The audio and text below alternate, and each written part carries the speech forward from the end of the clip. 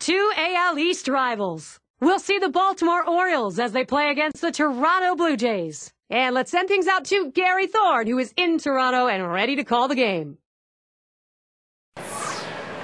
Home field advantage, you want to use that in this game. Toronto will try and do so here. Will he be able to limit the production of Jose Bautista? Always watching for the long ball when this man's at the plate. 2K Sports and Major League Baseball welcomes you. I'm Gary Thorne with Steve Phillips and John Kruk. And let's glance at Toronto's starter. As he gets into this Baltimore lineup, Steve, strategy-wise? Not a very good matchup for this lefty on the mound right here, as this lineup can powder some mediocre pitchers. So here's the lineup for the Orioles. And our scouting report, John, who are we watching for today?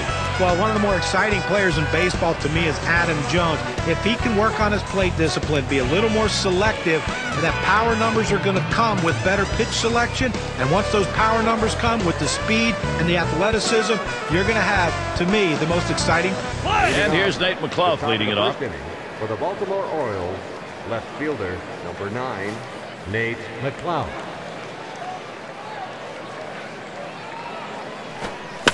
It's hit foul by McLouth.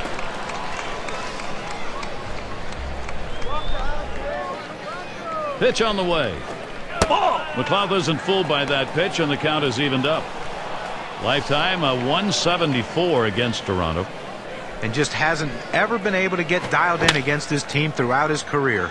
And the leadoff man's on board. You love the offense when it gets going that way. Now batting. Well, that's the start this team needed. Get that first guy in the inning up, get him on base, and let's see if they can bring him around to score.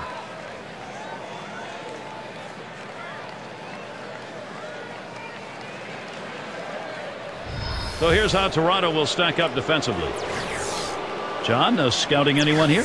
Well, if you want to see a great athlete roaming around in the outfield, keep your eye on Colby Rasmus.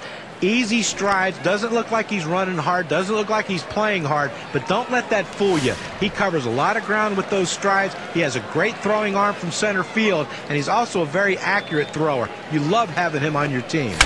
Swings, clobbers it deep, left center field. Goodbye, home run, Orioles. They're on the board. And so they jump out to the 2-0 lead. Wow, what a great time for a two-run shot like that.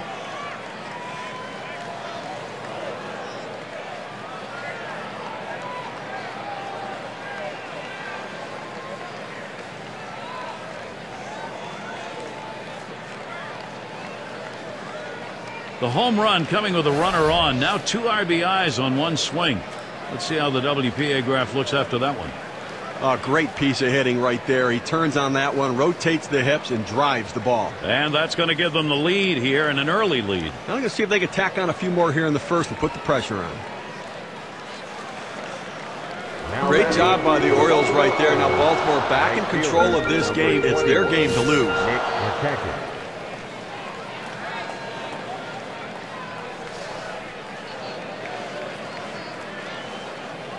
He deals. Here's a swing and a fly ball. Goes foul. Steve, they'd love to see their bats going here. You just love to get a big jump in a ball game. Now, you know, you have to wonder whether nerves are a factor here in the first inning and affecting the way these pitchers are going at it.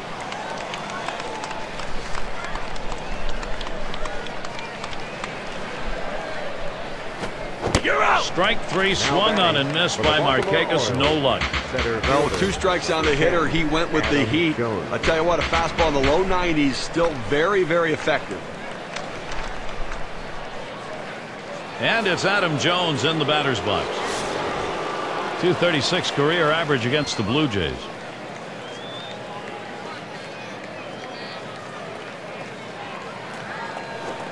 Took something off, and it swung on and missed. 0-1. Well, the challenge for this Orioles team is how can they stand toe-to-toe with the big teams in the American League East. They weren't able to do it in 2000. Jones, oh, he hit it hard. Gone, a home run. The 2-run lead is turned into a 3-run ball game after that solo shot and a great swing. And Chris Davis to bat. And those records the Orioles have against Eastern Division teams, Steve mentioned, not good. The Rays, the only team that they even split against last year, John. And that would have their division record add up to 28-44. Those 44 division losses, the most by any team in the AL last season. Hard to climb out of the cellar when you play like that. That ends up foul. The pitch. There's contact. He drove it well. That's two gone. For the Baltimore Orioles, pitcher, number 32, Matt Wieters. And a shot here for Matt Wieters with 2 down. Career batting average .244 against the Blue Jays.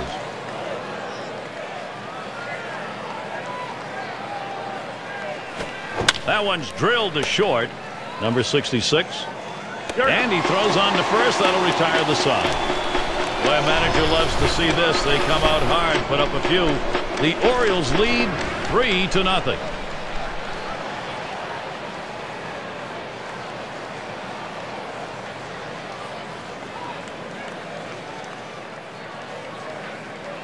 Now batting for the Toronto Blue Jays. And our starting pitcher for Baltimore. Steve, how's he going to handle these Toronto bats in this game?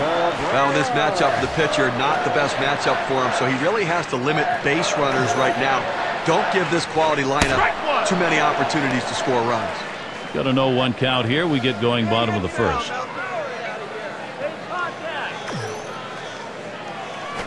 And with 2 strikes on him, Cabrera, good contact hitter. He'll watch that zone.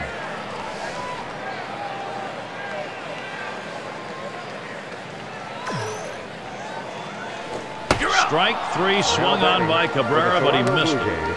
But Gary, he threw a 2-seamer. Here's K-Cam. A good job of keeping him guessing by changing speeds out there. And boy, John, you saw the effect of that swing. He wasn't even in the same time zone. Well, going from off speed to a heater like that is never easy, and even guys that make the big bucks have a hard time adjusting. Chance now to check the lineup, this time for the Blue Jays. So who are you looking at, John? Well, he's still a work in progress, but Colby Rasmus has shown in flashes that he can be a dominant player in the game.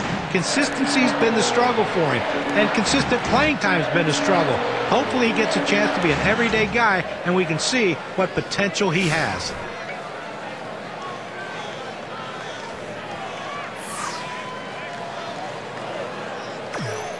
Here's the pitch. There's an off-speed pitch in there for strike 1. Well, like many other teams, the Blue Jays struggled in the AL East, and if they're going to compete, they're going to have to improve, going only 33-39 last year.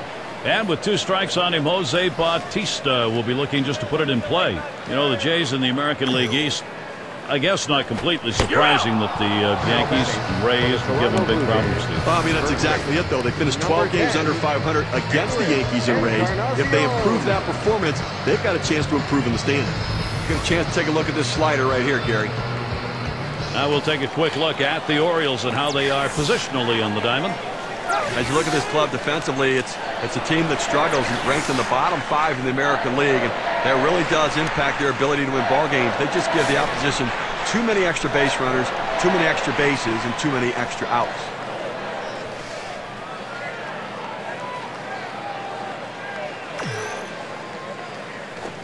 Takes that high one for a strike, 0-1. A career .267 number off Baltimore.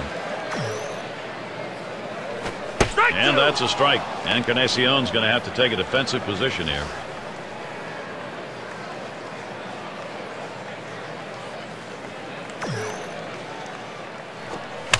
Fouled away. Ball!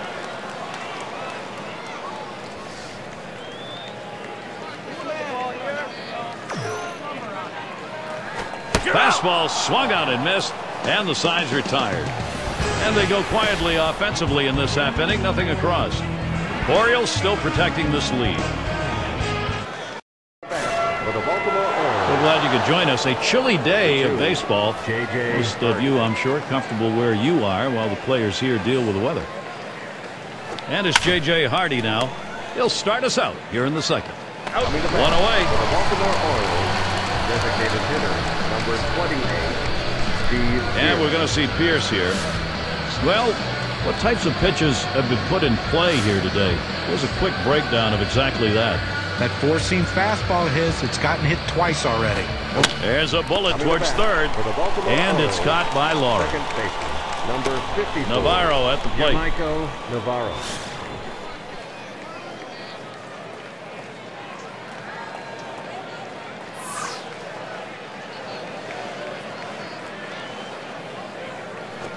Swing sends this one on the line to right center.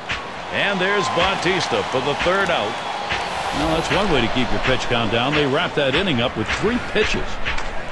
Orioles 3, Toronto nothing.